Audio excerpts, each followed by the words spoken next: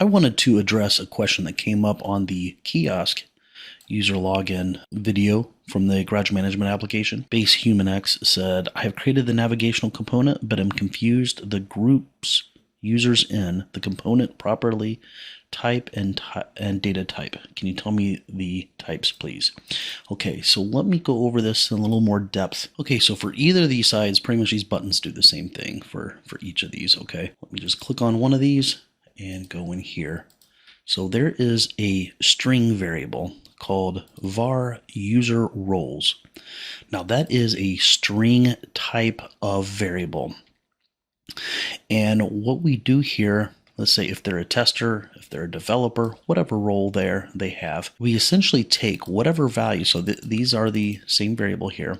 So we're setting this variable to be whatever is in that, and then we append or splice a string to the end of that, and then we separate the each of these strings with a semicolon. So we do the same. We do it here with the is developer. We do the same thing here with the tester. We do the same thing with the is a technician. Okay. All right. So let me just demonstrate what this all looks like. So I'm going to click login. Okay. And it's gotten all of the roles that I'm in. Now, I have a developer screen here that I've set up. And this is the variable. And I would just pretty much dump whatever the, let me just show you what's behind this label here. I just display whatever the contents of that variable are. So these are all the user groups that I'm a part of, okay? Now the question is, how does that equate to something being displayed in a menu or not? So if we go over to components and take a look at the menu that I have, we drill down and we go to the gallery. We have the data source for this gallery. And let me open this up and let's take a look at it a little more in depth here. There we go. So the menu items is the data source, but we filter it down. And where the magic occurs is we look for the show for this role. And we split the groups the user is in by the semicolon. And so pretty much we're filtering down the menu items based on that string. So this is a developer. So the only reason this menu item would appear is if this variable is app developer. If that's not in there, that menu item will not appear. So I hope that fully explains how that's being used. And so yeah, if you're creating your own menu component, you just make sure that you filter down by that. Now let me show you. This is the menu component, and I've got all kinds of different properties here. If I go over to this screen,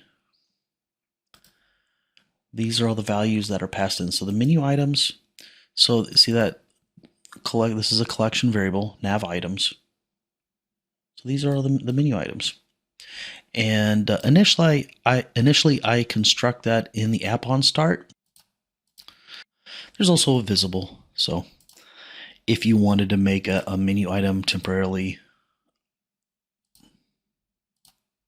scroll down here. This is where all the menu items are created. So there's that collection nav items. You see all these different properties that are being created. This is a table type of value. As you can see here, we're using the table function.